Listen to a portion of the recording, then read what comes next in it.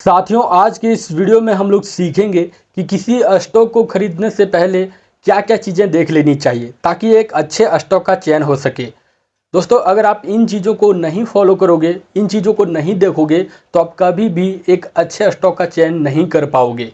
तो एक अच्छे स्टॉक का एनालिसिस करने के लिए आपको कहाँ जाना होगा, क्या क्या चीज़ें देखनी होगी, हर एक चीज़ आपको आज की इस वीडियो में एकदम आसान तरीके से मैं बताने वाला हूं, प्रैक्टिकल करके कि कैसे क्या चीज़ देखना चाहिए। पीई रेशियो क्या होता है, पीबी रेशियो क्या होता है, आरओसीई क्या होता है, आरओई क्या होता है, हर एक चीज़ मैं आपको एकदम प्रैक्टिकली और एकदम इजी वे में आप सभी को मैं समझाने वाला हूं, ताकि आप कभी भी किसी स्टॉक में अपना पैसा इन्वेस्ट करो तो उससे पहले ये चीज़ देखकर आप ये पहले अपना अनुमान लगा सको कि ये स्टॉक आगे चल के क्या होने वाला है। ठीक है, तो हर एक चीज़ आप सभी को मैं एकदम क्लियर आप सभी को बताता हूं बिना देरी किए हुए। अगर आप बिगनर हो तो वीडियो को पूरा जरूर देखना।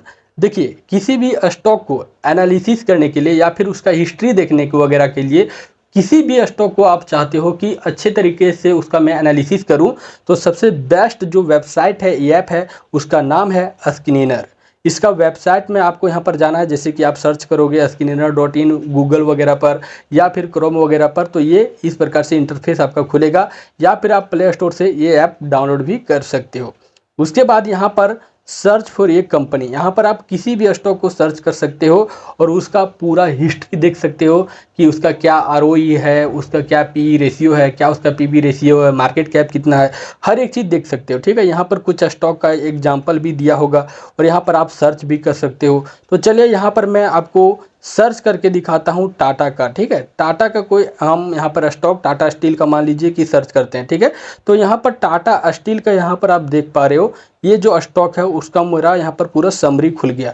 अभी 206 पर यहाँ चल रहा है। इसके अबाउट को भी आप पढ़ सकते हो। अभी मैं फास्ट बता रहा हूँ, फिर एक एक करके अच्छे से देखेंगे। फिर यहाँ पर आप की पॉइंट को दे सकते हो कि ये कंपनी आखिरकार क्या करता है, स्टील बनाता है या फिर स्टील का क्या करता है, सब कुछ। ठीक है, इसका अगर आप चार्ट देखना चाहते हैं तो यहाँ से आप देख सकते हो। एनालिसिस आप यहाँ से करोगे, इसका क्या अच्छाई है और इसका भी क्या बुराई चल रहा है वो भी आप यहाँ पर देख सकते हो। इसके अकॉर्डिंग अभी जो टाटा स्टील है, इसका जो कंपेरिजन है किससे किससे होता है, तो जिंदल स्टील से होता है। यहाँ पर हर एक चीज़ यहाँ पर देख सकते हो फेयर से। उसके बाद क्वार्टर रिजल्ट इसका क्या आया है, सब कुछ यहाँ पर देख सकते हो। लेकिन यदि आप बिगनर हो तो सबसे पहले आपको जो चीज़ देखना चाहिए दोस्तों, वो आपका ये होता है। ठीक है, इससे आप बहुत कुछ पता कर सकते हो। अभी ज़्यादा चीज़ों में उलझोगे तो यहीं पर अभी बहुत ज़्यादा समय लग जाएगा। तो आज की इस वीडियो में अभी ये चीज़ को हम कवर करेंगे, उसके बाद हम हर एक चीज़ को धीरे धीरे कवर करते जाएंगे, जिस प्रकार से वीडियो में रिस्पॉन्स देखने को मिलेगा। जैसे कि अभी मार्केट कैप के बारे में बात करेंगे, current price, high price, stock P और बुक वैल्यू यानी कि पीबी यहाँ पर देखेंगे, डिविडेंड यील्ड देखेंगे, आरओसीई देखेंगे, आरओई देखेंगे, फेस वैल्यू देखेंगे। ठीक है, तो यहाँ पर सबसे पहले ये आप सभी को मैं समझा देता हूँ। ये जो डिविडेंड यील्ड आप देख रहे हो, ये हर एक स्टॉक में नहीं होता है। ठीक है, तो यहाँ पर मैं इसे अभी ही कवर कर देता हूँ और बाद में इसको नहीं बताऊंगा, क्योंकि यहाँ पर कवर इसलिए कर दे रहा हूँ क्योंकि ये हर स्टॉक में डिविडेंड यील्ड नहीं होता है। डिविडेंड यील्ड का मतलब ये हुआ कि आप इस स्टॉक को खरीद रहे हो, ठीक है, और इसे लंबे समय के लिए आप रख रहे हो, या फिर क्वार्टर रिजल्ट जब इसको आता है तब तक आपका ये शेयर है। तो जब भी कंपनी क्या होता है, कुछ प्रॉफिट होता है, टाटा स्टील को जब भी प्रॉफिट होगा तो उस प्रॉफिट का कुछ बोनस के रूप में आपको ये देता है। प्रत्येक साल 1.74% का यहाँ पर आपको डिविडेंड यील्ड मिलता है, यानी कि आपको ये इतना बोनस मिलेगा। ठीक है, तो ये चीज़ें डिविडेंड यील्ड में सब शेयर में नहीं होता है। तो इन चीज़ों को हम लोग अच्छे से चलिए देखते हैं, सब कुछ एकदम डिटेल के साथ हम लोग देखने वाले हैं। तो मार्केट को हम लोग यहाँ पर एक्सरे करने वाले हैं, किसका, स्टॉक का। ठीक है, तो 7 मैट्रिक्स आप सभी को जो अभी मैं दिखाया कि क्या क्या इस वीडियो में बात करूंगा, जो हर एक इन्वेस्टर को या फिर जो स्टॉक को खरीदने वाले हैं, तो उसको सबसे पहले स्टॉक खरीदने से पहले क्या क्या चीज़ें देख लेनी चाहिए। ठीक है, ये चार्ट वगैरह का भी मैं यहाँ पर फुल डिस्कशन नहीं करूँगा क्योंकि वीडियो पूरा लंबा हो जाएगा। अभी 7 चीज़ों के बारे में बात करूँगा, फिर आपको चार्ट पर कैसे देख के एंट्री करना है ये भी आप सभी को आगे चल के आने वाली वीडियो में बताऊँगा। तो अभी 7 मैट्रिक्स जो है, उनमें से आप सभी को मैं सबसे पहले ये बता दूं कि इस वीडियो में जिस स्टॉक का मैं एनालिसिस करने वाला हूं उसका मैं प्रॉपर नाम नहीं ले रहा हूं किसी कारणवश से। तो यहाँ पर आप लोग, अगर आप स्टॉक ट्रेडिंग वगैरह का वीडियो देखते होंगे या फिर स्टॉक मार्केट में कुछ रुचि होगा, तो ये किस कंपनी के बारे में बात कर रहा हूँ आपको समझ आ गया होगा। रेलिगेयर इंटरप्राइजेस, ये मान लीजिए कि एक रियल स्टॉक है और इसके बारे में हम लोग हर एक चीज़ को देखेंगे। ठीक है, आप समझ रहे होंगे कि मैं किस स्टॉक का बात कर रहा हूँ। यहाँ पर आप सभी को मैं बता दूं, सबसे पहले जो 7 मैट्रिक्स है उनमें से सबसे पहले जो है वो आपको ये देखना चाहिए कि मार्केट कैप क्या है। देखिए, स्टॉक जो होता है ना, वो स्टॉक 3 प्रकार का होता है। एक होता है स्मॉल स्टॉक, एक होता है मिड कैप स्टॉक, एक होता है आपका लार्ज कैप स्टॉक। तो यहाँ पर आप सभी को ये जानना होगा, देखिए 1000 से लेकर 5000 के बीच, यानी कि 1000 से लेकर 5000 करोड़ के बीच अगर कोई स्टॉक है तो वो मिनिमम मैक्सिमम स्मॉल कैप पर ही वो आएंगे, ठीक है। और अगर ये 5000 करोड़ से लेकर 10,000 करोड़ के बीच है तो वो मिड कैप स्टॉक में आएगा। और लार्ज कैप स्टॉक में कौन आएगा, तो 10,000 करोड़ से ऊपर का है, 10,000 करोड़ का बात कर रहा हूँ, ठीक है। तो यहाँ पर ये चीज़ें आपको एक क्लियर हो गया होगा कि स्मॉल कैप स्टॉक कौन होगा, जिसका मार्केट कैप 1000 से लेकर 5000 करोड़ का होगा। और जो मिड कैप स्टॉक कौन होगा, जिसका 5000 करोड़ से लेकर 10,000 करोड़ तक का होगा, वो मिड कैप में कहलाएगा। और जो 10,000 से प्लस करोड़ का होगा वो आपका लार्ज कैप यहाँ पर कहलाएगा। तो जिस स्टॉक का हम लोग एनालिसिस कर रहे हैं उस स्टॉक का मार्केट कैप यहाँ पर आपको देखने को मिल रहा है 7,447 करोड़। ये सभी आप सभी को कहाँ पर देखने को मिलेगा, ये आपको स्क्रीनर पर सर्च करने के बाद आपको समरी में नीचे जब आप थोड़ा स्क्रॉल करोगे वहीं आपको दिख जाएगा कि इसका मार्केट कैप क्या है। तो मार्केट कैप का मतलब ये हो गया कि ये कितना बड़ा कंपनी है, ठीक है। यानी कि इतना आप समझ लीजिएगा कि जितना बड़ा ये मार्केट कैप होगा उतना बड़ा ये कंपनी है, जितना बड़ा मार्केट कैप उतनी बड़ी कंपनी। क्लियर। अब हम लोग, अब आपको मैं एक चीज़ और क्लियर कर देता हूँ। स्मॉल कैप में क्या होता है, ये बहुत जल्दी भागता है और बहुत जल्दी गिरता भी है, क्योंकि इसमें सस्टेनेबल नाम का अभी धीरे धीरे, क्योंकि स्मॉल कैप है, या तो पूरा ग्रोथ करेगा या तो वहीं पर वहीं रह जाएगा। और मिड कैप वाला धीरे धीरे ही बढ़ेगा और धीरे धीरे ही नीचे आएगा। और लार्ज कैप वाला जो है, इसको जितना लार्ज होना था वो हो गया, ठीक है। ये कम भी बहुत कम होगा और बढ़ेगा भी तो बहुत कम बढ़ेगा। यानी कि अगर आप सेफ खेलना चाहते हो तो लार्ज कैप में आपको जाना होगा। अब थोड़ा मीडियम रिस्क लेना चाहते हो तो आपको मीडियम कैप स्टॉक को ढूंढना होगा। और अगर आप ज़्यादा रिस्क लेना चाहते हो, आने वाले समय में बहुत बड़ा बनना चाहते हो, या फिर सोचते हो कि मैं रिस्क ले सकता हूँ, तो आपको स्मॉल कैप में जाना होगा, ठीक है।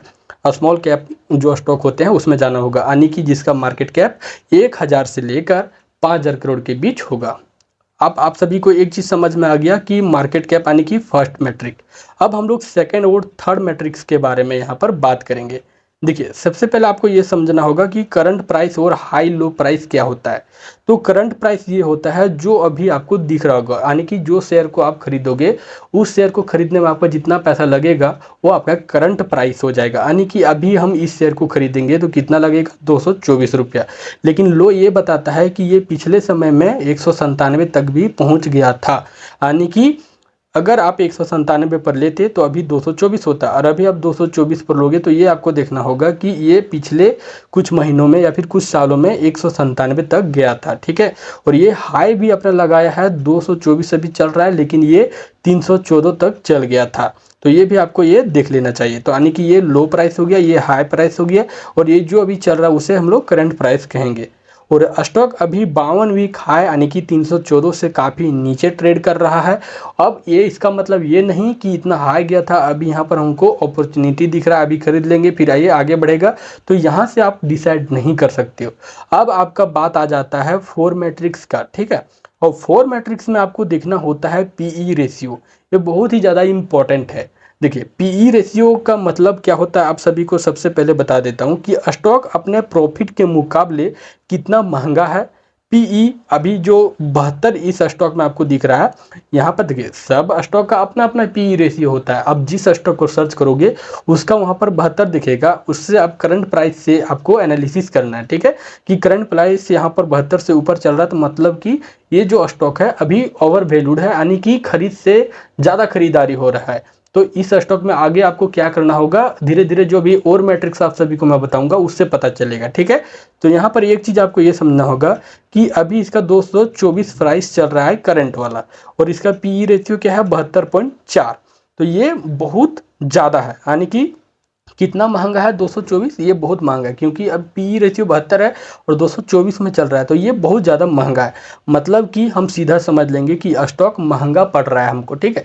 मान लीजिए कि किसी सब्जी को हम अगर कुछ दिन पहले खरीदते तो 24 रुपया पड़ रहा था और आगे चल के वही सब्जी को हम 36 रुपये में खरीद रहे हैं, तो उसे हम क्या कहेंगे कि ये सब्जी जो है महंगा हमको मिल रहा है। तो अगर आप खरीदना चाहते तो खरीद सकते हो, या फिर अगर आप रुकना चाहते तो रुक सकते हो। ये सब चीज़ें अभी देखकर आप डिसाइड नहीं कर पाओगे कि मुझे ये खरीदना चाहिए या फिर नहीं खरीदना चाहिए। आप यहाँ तक अभी 4 चीज़ों को चेक किए हो, तो ये चेकलिस्ट बनाते हुए आपको जाना है कि 4 चीज़ें हमने क्या क्या चेक किया।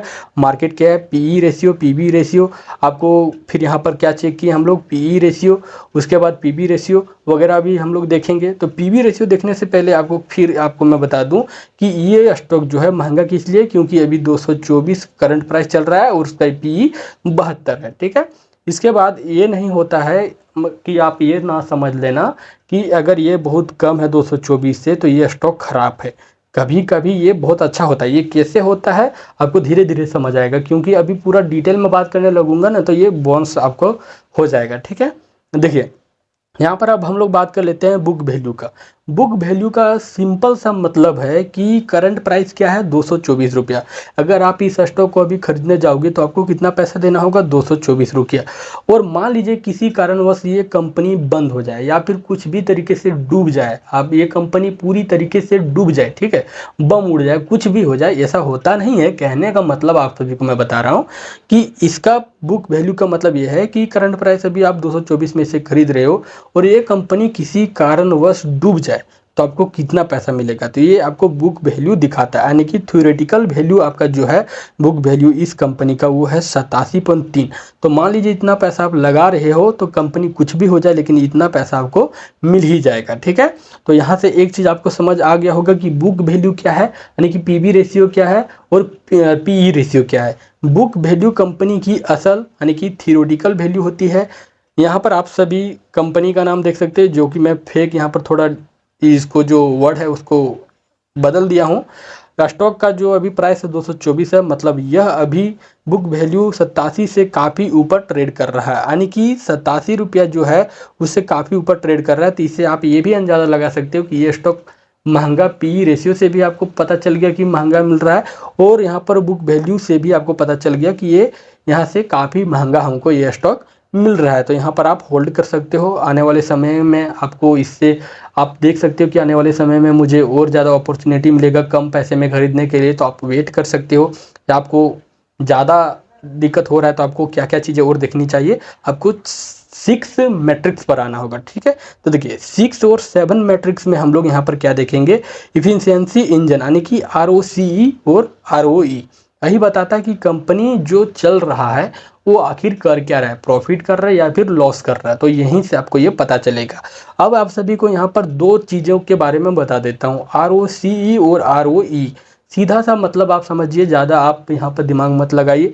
ROCE का मतलब ये होता है कि कंपनी जितना मार्केट कैप है कंपनी का, उससे कितना % ये अपना फिर कंपनी को ग्रोथ करने में लगा रहा है, ठीक है। और ROE का मतलब ये हो गया कि प्रति साल एक कंपनी कितना प्रॉफिट कर रहा है। ROCE का मतलब क्या हो गया, ROCE का मतलब हो गया कि मार्केट कैप जितना बड़ा है कंपनी का उससे कितना % ये कंपनी अपनी ग्रोथ को लेकर उसमें फिर से इन्वेस्ट कर रहा है। यानी कि मान लीजिए 1000 करोड़ का कोई कंपनी है, ठीक है, और ये 15% अपना रीग्रोथ के लिए यानी कि इनमें पुनः इन्वेस्ट करता है कंपनी, इसको पुनः आगे बढ़ाने के लिए काम करता है, मशीन वगैरह खरीदता है।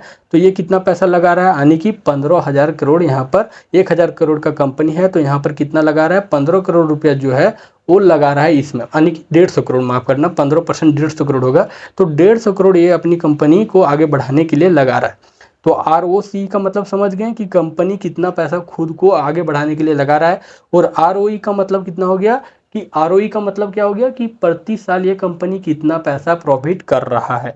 तो यहाँ पर आप सभी को मैं बता रहा हूँ जिस स्टॉक के बारे में, वो स्टॉक ROCE यानी कि 8.39% अपना पैसा लगा रहा है, जो कि कम होता है। मिनिमम अगर ये 15% लगाता है ना तो ये बहुत अच्छा माना जाता है, लेकिन ये भी कम नहीं है, ठीक है। अगर 5 से कम हो तो बहुत कम है, लेकिन ये 5% से ज़्यादा है तो आप इसे मीडियम में रख सकते हो। लेकिन यही अगर 15% होता और इससे ज़्यादा होता तो इसे आप बहुत अच्छा कंपनी मान सकते थे। तो यहाँ पर आप एक चीज़ समझिए कि 8.39% लगा रहा है अपना मार्केट कैप से, यानी कि जितना बड़ा कंपनी है उससे 8.39% का ये अपना ROC लगा रहा है कंपनी को आगे बढ़ाने के लिए। अगर ये 15% से ऊपर होता तो ये अच्छा होता, ये कम लगा रहा तो थोड़ा ये यहाँ पर आप रिस्क समझ सकते हो, ठीक है। इसी प्रकार यहाँ पर आप सीधा सिंपल और अच्छा कंपनी को ढूंढने के लिए सबसे बेहतर चीज़ क्या है, ROE जो है ये बताता है कि कंपनी प्रति साल कितना ज़्यादा यहाँ पर प्रॉफिट कर रहा है। तो यहाँ पर आप देख पा रहे हो कि 5.15%, यानी कि ये कंपनी 5% सालाना यहाँ पर ग्रोथ कर रहा है, यानी कि आप 1 लाख लगाओगे तो आपका 1 साल बाद ये पैसा 1,05,000 ही होगा। तो ऐसा नहीं है कि हर एक साल में आपको ये 5% निश्चित देगा, कहीं आपको 4% हुआ तो कहीं आपको -4% हुआ, कहीं आपको 12% किसी साल मिलेगा। तो इस प्रकार से स्टॉक में होता है, लेकिन इसका जो पिछला ROE है वो 5.15% है, तो ये बहुत कम है। अगर 15% से ऊपर रहा तो ये बहुत अच्छी कंपनी और बहुत अच्छी स्टॉक माना जाएगा, ठीक है। तो ये चीज़ें देखने के बाद मुझे क्या समझ में आया कि ROE भी बहुत कम है, ROE भी बहुत यहाँ पर कम है, PE रेशियो भी बहुत ज़्यादा यहाँ पर दिख रहा है, बुक वैल्यू जो है उससे ज़्यादा ऊपर ट्रेड कर रहा है अभी स्टॉक। तो ये बताते हैं कि कंपनी शेयर होल्डर के पैसे से कितना प्रॉफिट कर रही है। अच्छा रेशियो 15% से ऊपर होता है दोनों का, ठीक है। अगर ये दोनों 15% से नीचे है तो थोड़ा रिस्की और कम एवरेज वाला स्टॉक आप मान सकते हो। अब आप सभी को मैं सिंपल सा बता देता हूँ, यहाँ पर ध्यान दीजिएगा। ROC अगर ये यहाँ पर कंपनी का नाम है, अगर ये 15 से ऊपर रहा तो ये स्टेटस मस्त दिखेगा, यानी कि हाई लगेगा कि आने वाले समय में बढ़ सकता है। ROE ये भी कम है, तो आने वाले समय में अगर ये 15% से ऊपर हो जाए तो बहुत अच्छा है। अभी इस शेयर को अगर हम खुद खरीदते तो मैं अभी इस शेयर को खरीदने से नहीं जाता खरीदने के लिए, ठीक है। मैं इस शेयर को खरीदने के लिए अच्छी अपॉर्चुनिटी का वेट करता, जब मुझे लगता कि ये शेयर अब खरीदने लायक हो गया है तब मैं इस पर शेयर को खरीदने के बारे में सोचता। अभी तो मैं इस शेयर को खरीदने के बारे में नहीं सोचूंगा। क्यों नहीं सोचूंगा, अभी आपको मैं क्लियर बता दूंगा, समरी पूरा एक साथ करके, ठीक है। दोनों रेशियो 15% से काफ़ी कम है, इसलिए जो ये शेयर है वो इन्फियंसी बहुत स्ट्रॉन्ग नहीं दिख रही है। इन दोनों वजह से हमको ये पता चल गया कि ये स्ट्रॉन्ग जो स्टॉक नहीं है, ठीक है। ये जो स्टॉक है वो स्ट्रॉन्ग नहीं दिख रहा है।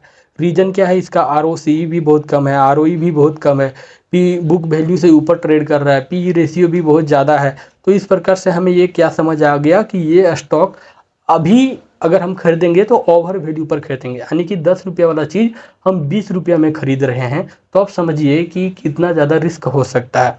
तो इस प्रकार से हम ये चीज़ यहाँ पर फाइंड कर लिए कि इस स्टॉक को मुझे अभी नहीं खरीदना है, यानी कि इस स्टॉक में अपना पैसा अभी इन्वेस्ट नहीं करना है। हम इसे रडार पर रखेंगे, आने वाले समय में जब भी अपॉर्चुनिटी दिखेगा तब हम इस शेयर को खरीदेंगे। तो इस प्रकार से हम एक अच्छे स्टॉक का चयन करते हैं, ठीक है। अब यहाँ पर आप सभी को पूरी यहाँ पर बता देता हूँ एक साथ समरी करके। देखिए, जब आप स्क्रीनर पर किसी स्टॉक को सर्च करोगे तो कुछ इसी प्रकार से आपको ये देखने को मिलेगा।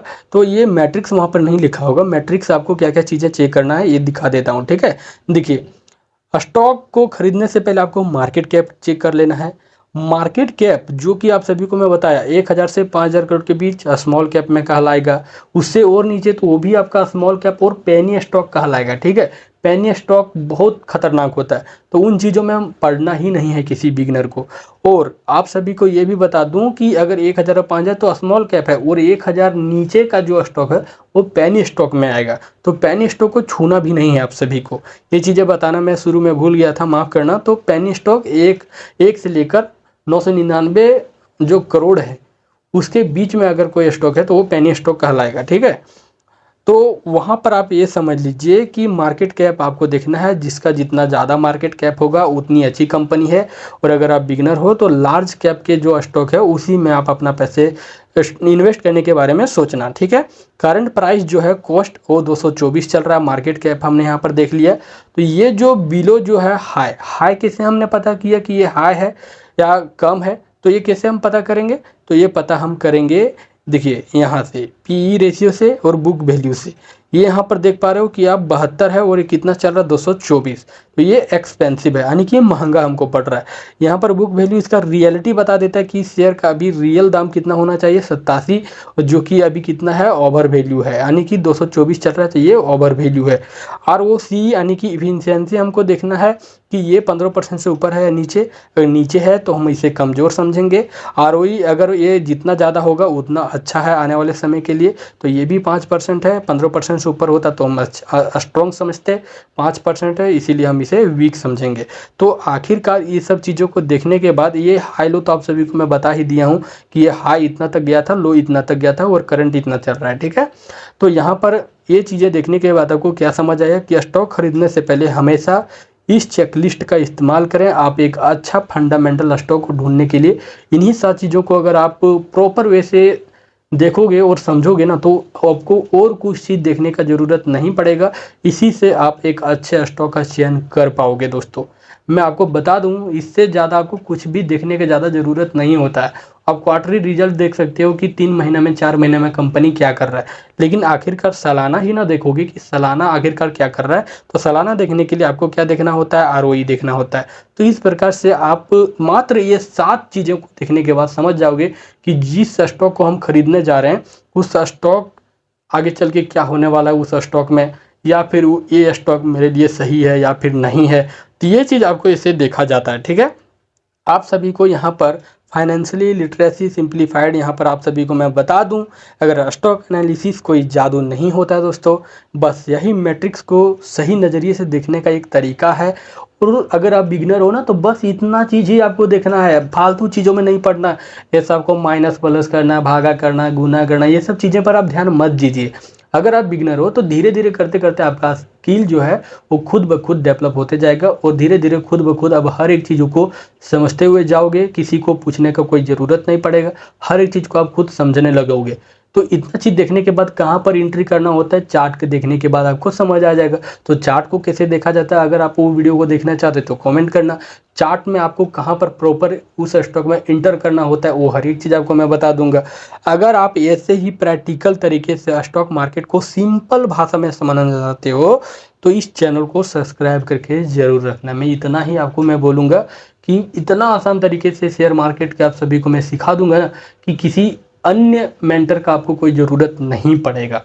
आपको दोस्तों अगर गणित में आपको अभी कमज़ोर हो और आपको मैं अभी यहाँ पर बता दूं कि ऐसे पी रेशियो निकाला जाता है, ऐसे PB रेशियो निकाला जाता है, तो अभी आपका ये जो माइंड है ना ये क्या करेगा, बाउंस कर जाएगा। तो इसी तरह से धीरे धीरे आपको सिंपल तरीके से समझना होगा कि क्या चीज़ होता है। जैसे कि ROCE अगर हम बताएंगे कैसे निकाला जाता है तो बहुत लंबा वीडियो हो जाएगा। तो सिंपल आपको ये समझ लेना ना कि ROCE का मतलब ये हो गया कि मार्केट कैप जितना बड़ा है उससे कितना % पैसा निकाल कर कंपनी फिर उस मार्केट को यानी कि कंपनी को बढ़ाने के लिए लगा रहा है। और ROE का मतलब ये हो गया कि प्रति सालाना यानी कि सालाना कितना रुपया ये कंपनी जनरेट कर रहा है, कितना % प्रॉफिट कर रहा है प्रति साल, ठीक है। तो इस प्रकार से एक सही स्टॉक का हम लोग चयन करते हैं। शायद ये वीडियो आपको अच्छा लगा हो तो चैनल को जरूर सब्सक्राइब करना। फिर मिलते हैं नेक्स्ट वीडियो में। धन्यवाद।